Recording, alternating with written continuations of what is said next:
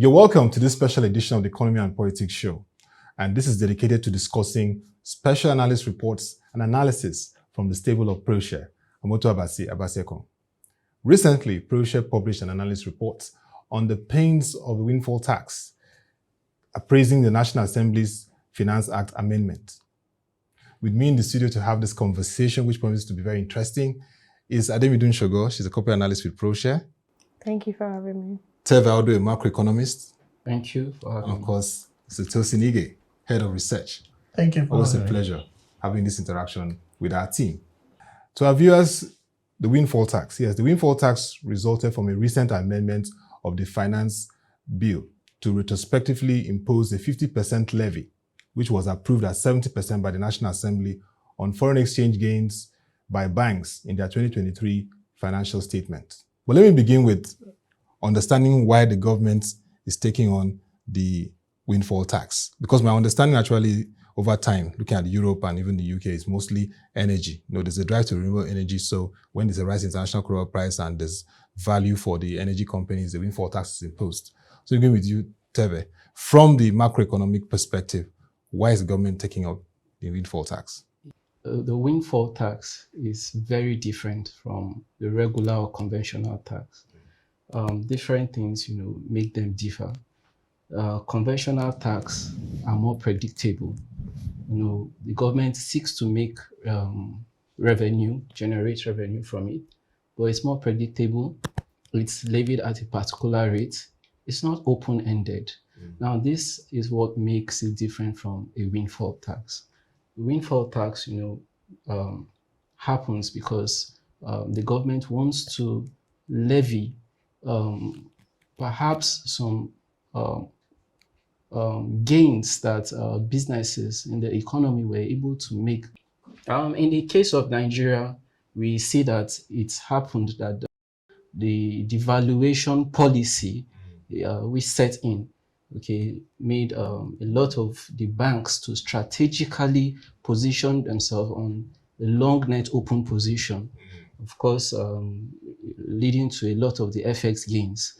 The CBN on its own part issued a circular some time back saying they could not actually use that FX gains, to reinvest in their businesses. So it's just basically meant to be a source of revenue, and this is broadly what makes the tax unique in its own way. It's open-ended. The point for us was the fact that when you look at the events that precede the windfall tax, it all seemed more like a design. You, by your own policy, did the harmonization, then there's a devaluation, then you told bank that, okay, you made excess profit, don't distribute, then you come and say, okay, we're introducing a windfall tax. So it all seems more like a design. But then one key issues for us is even that we want to use it to, fund a budget deficit. So not so much as, in fact, there are speculation in some reports that is the recurrent expenditure that they want to fund, which is quite concerning because we know before here that we're spending so much on recurrent at the expense of the capital expenditure. So when you tend to balance all these things out, it's concerning for us. And the fact that it's coming at this period, the extension again, it gave it to 2025. And this is the same period where banks are to recapitalize. Please don't forget, it started at bank. Bank are currently running a recapitalization program. So when you look at all the details, like dot the I's and cross the T's, you will know that investors may be looking at you with one-sided eye and they are looking at all this. So that's why we actually look at it and decide that is a pain of a windfall tax. But let's look at the implications, the financial markets, investors, banking. How does this play in? Okay, thank you very much for the question. So like my colleague has said, he has explained it. We have a lot of Nigerian banks actually wrapped up large, heavy, huge valuation gains. But the finance hat itself, it's been leveraged on the realized part. Not because we noticed that a large percentage of the gains, FX gains, are actually unrealized. That means that they are still holding on to the asset, has not been sold. So we'll see them like deduct a tax, but not up to the amount they wanted to deduct before. Like I think there was a statement that was going to be, they'll be able to wrap up around 6 trillion, but 6 trillion with the percentage of what banks have unrealized might not look possible. So the impact on the market, I think you've asked me on the impact of the markets. The markets reacted to the news. So we saw that we have significant sell-offs in the stock market. Usually bank stocks saw significant sell-offs. We have the week it was announced, even when it was approved, we have by NESS. Then we also saw that it definitely affected the market because it created more uncertainty. Nigeria seems to be battling with so much uncertainty currently. We've been seeing a lot of policies that's been deployed, reversals of some policies that has created some form of uncertainty in the country. Investors, so now still taxing the supposed sector that seems to be the one ahead of all the economic challenges, because we have the banking sector seems to be the only sector that has been able to survive all the effects, the headwinds and everything. Exactly, the headwinds and the exposure, and now you're still giving them a 70% windfall tax, created a form of the increased uncertainty. Then now we can recall that it was early this year that the CBN actually announced recapitalization for banks. So telling them to recapitalize and slamming them a tax of 70% definitely is going to affect investors. We have investors, with the recapitalization, they have to bother about dilution of their shares because we've seen, in the past few months, we've seen a lot of banks coming to the market saying that they are offering, we have public offer, we have right issues, and naturally investors have stayed away from their stocks just because they are scared of a dilution. But now, with the windfall tax, they are more scared because they feel like if I put my money into all these banks, there might be an insight of another policy that might affect the returns, because typically what you're telling investors is that when you put your money, there's a possibility that maybe when they make abnormal, supernormal gains, you might not get it in form of dividend because they were not allowed to distribute the gains they made as dividend. So all those things might affect the ability to raise money, even now based on the requirements. And we'll have to see. Investors are going to just have to wait. They might want to just study the pattern of more policy that's going to be deployed. Looking at from the ProShare analysis report, you talked about the Italian model, which was quite interesting. So tell us, how does that relate to Nigeria? Learning from what Italy has done with their windfall tax on banks, what are the key insights from that? As we said, it's really different, given that the Italian model, now, there was a hike in interest rates for the Italian model. Now, when there is a hike in interest rates, normally you expect loan rates and deposit rates to respond to the hike. So for the Italian model, there is an increase in loan rates. But on the other side, bank refused to increase the rate on deposits. And so the Italian Monetary Authority looked at it and said, oh, so you guys want to increase loan rate. And of course, bank trade in the business of spread. So you guys want to widen the spread so you can profit from it. Okay, so, and of course, the data suggests that, yes, it actually gives them this excess profit. So the government had to intervene to tax that windfall tax. Do you understand? So, yes, it was a government policy, but there are people who were trying to circumvent the system to make excess profit. And so the government had to intervene. But I do not think that is the case in our own case. We unify the exchange rate. And of course, there because the internal issue. Devaluation will follow. So that's, and one interesting thing about the Italian model is that there was a clause that you can decide to plunk back a certain percentage and lock it up as capital. But we do not give that. What worrisome for me is the fact that, see, you said 50%, then you increase it to 70%. Don't forget, 70% of the valuation gain, right? But all the profits of this bank, which include the valuation gain, have been subject to 30% CAT. Which you can infer that the valuation gain has been subject to 30% tax, right? And then you are now introducing 70% tax again. When you add it up, what does it give? It basically means you are That's a taxing them lot. 100% of that revaluation gain. Come on. Wow. It doesn't. These doesn't banks add are up in for the them. market to raise capital. We need to really do better for them. No, seriously. I mean, like I said earlier, that meeting with the president would be nice to hear because I believe the CEOs would raise their concerns there. Yeah. Definitely. I think And they we should release their yes. information today. Yeah, we're expecting the Bank Director Association of Nigeria to release their position. We've heard some very influential business leaders talk about it, but Different we made our own position already in ProShare. Yeah. We always air Our views. position is clear. Yes. So Terver, from the UK perspective, what do you see from UK, and maybe Nigeria can even learn from that to experience for the financial system? For the UK, it was quite disruptive.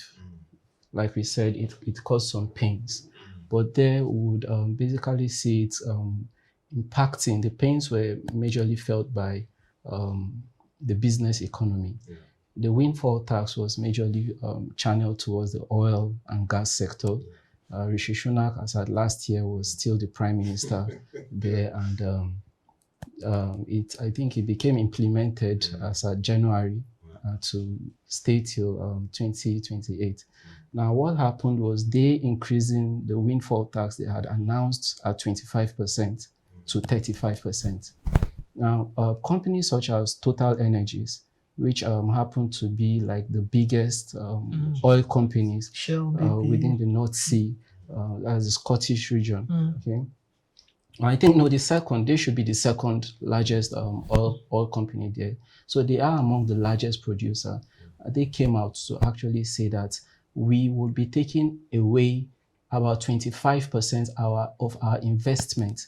We would be reducing our investment in this economy by 25%. Exactly. So activities lined out such as drilling of new oil wells, they were majorly suspended for a period of time because of this. Other businesses within this sector, also came out to express the same concerns. Why it was more, even a bigger pain, was because you look at the UK system. Oil companies pay tax. The taxes on oil companies is around 70%. Exactly. So, and other companies pay around 30%. Every single other industry. But you come to the oil sector, you see this thing of 70%. Then you bring a windfall tax of 25%, telling us after a while that you want to do 35%. So it was very disruptive. Now imagine such big players in your economy saying they want to reduce and take out their investments. You get? So the implications are there. If investments are expanded, of course, we know productivity is created, output is created, people have been employed.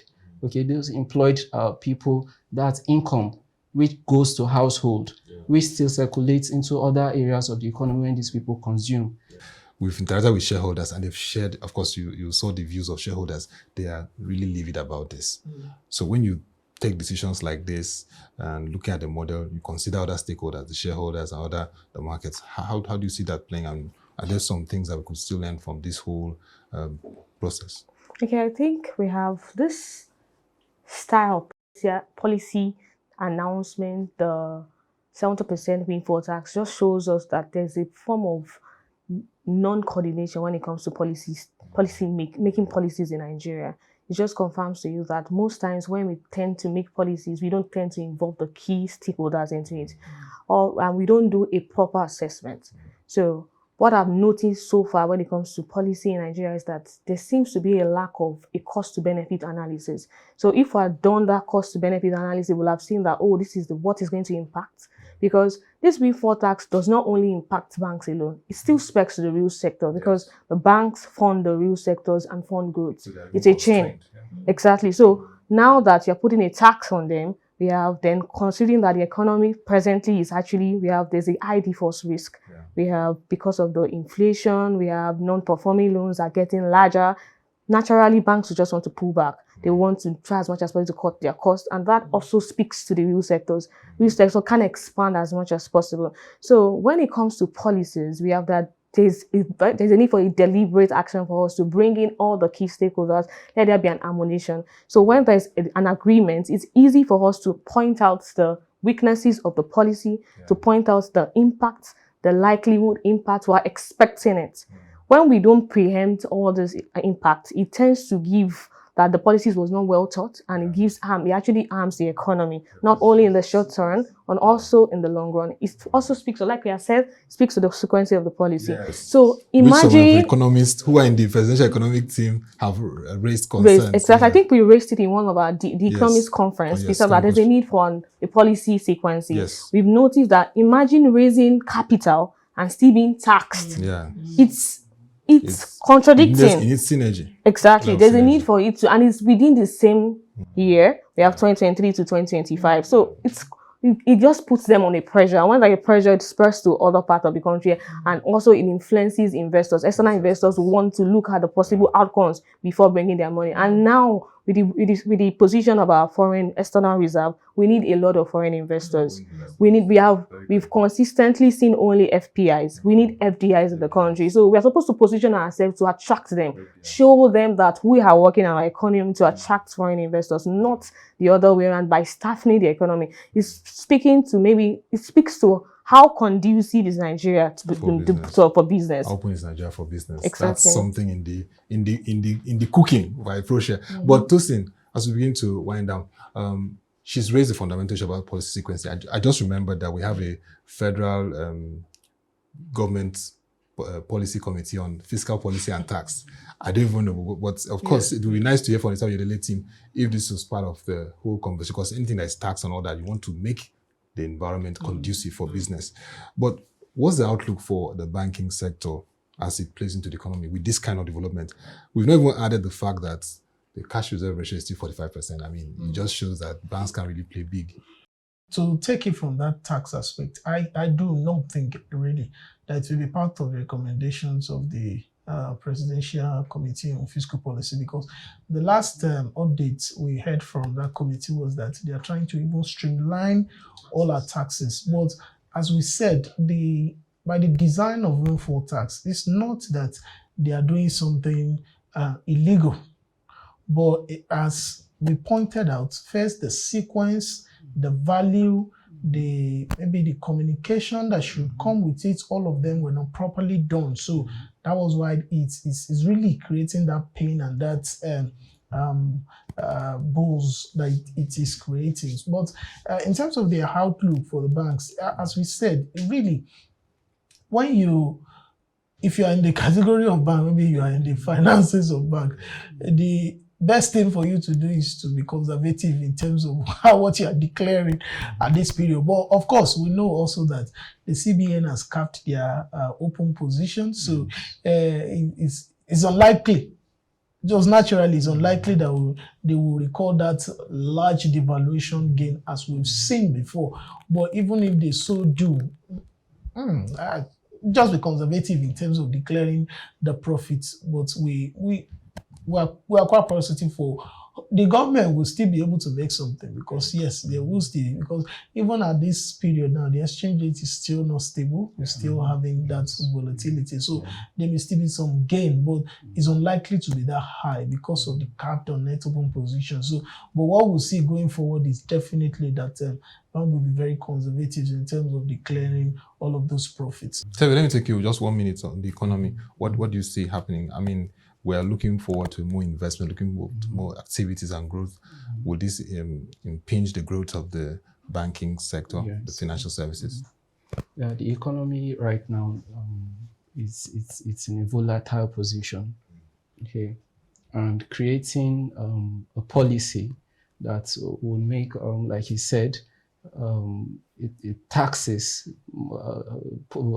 policies rather. Become volatile is not good. Your tax policies should be predictable. Okay, the economy also needs investment. So when you create situations where the ground which is volatile gets more volatile because of policies which introduced and then retracted. We've seen that happen consistently. Then it shows that it questions your ability to move this economy to where you say you want to take it to, or what you want to achieve. So we need to actually position ourselves right now to attend to specific targets. Our objectives must be targeted at specific actions, And well thought out actions at what they want to achieve. If that could be put in place for a start, it will be appreciated than a consistent policy brought out today. I think I would love the government to start from there. And I think the need for more innovative and out of traditional thinking, the textbook thinking, if I may say, is required, because you look at what's happening across the world today. Every economy is channeling its policies in the direction that is beneficial to itself and will make it grow, or at least put it on, the better Competitive level. Exactly. So we are not seeing that in our economy. Rather, the chaotic situation, which is evident in the protests which we recently witnessed, is just creating more disruption. So the level of confidence people, households are having in the government to be able to, create, better conditions, living conditions for the economic stability is very low. The confidence level right now is very low.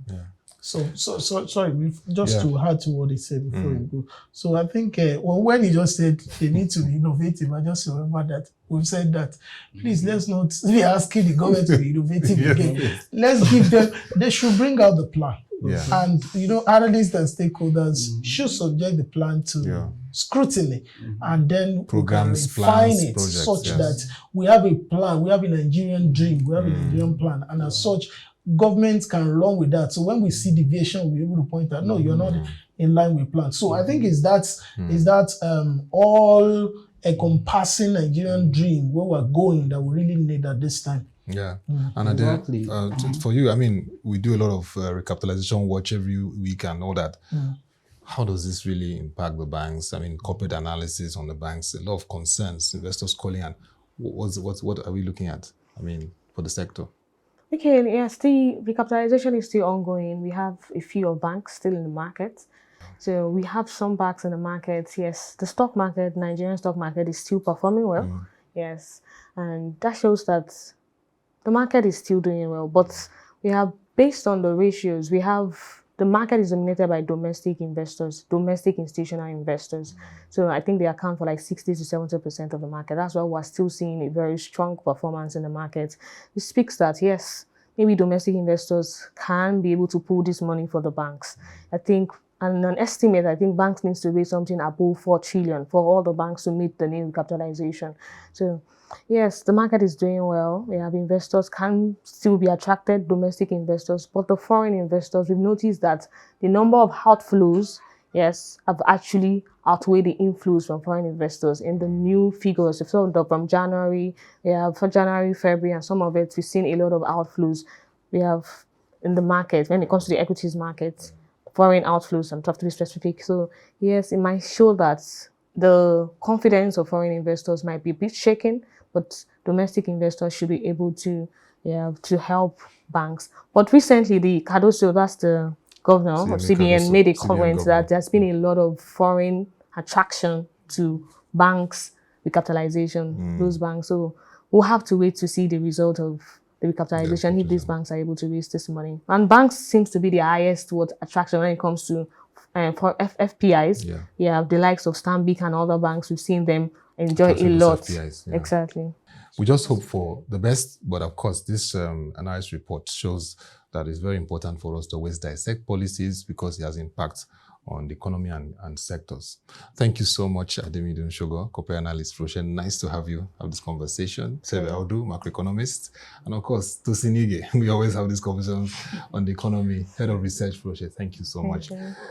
There's been a very interesting conversation on the windfall tax imposed on banks and implications on the economy. For our viewers, I hope you enjoyed the conversation, and you can visit our website displayed on the screen to read more about these reports and, of course, gain more insights on how this will impact the banks and the outlook for the economy. Also, you can follow our social media platforms displayed on the screen to get more insights and information around all our reports and developments in the economy and, of course, the banking system and the markets. It's been a very interesting edition of the Economy and Politics Show. I'm Ottoabasi Abasiekong. Thank you for watching, and bye for now.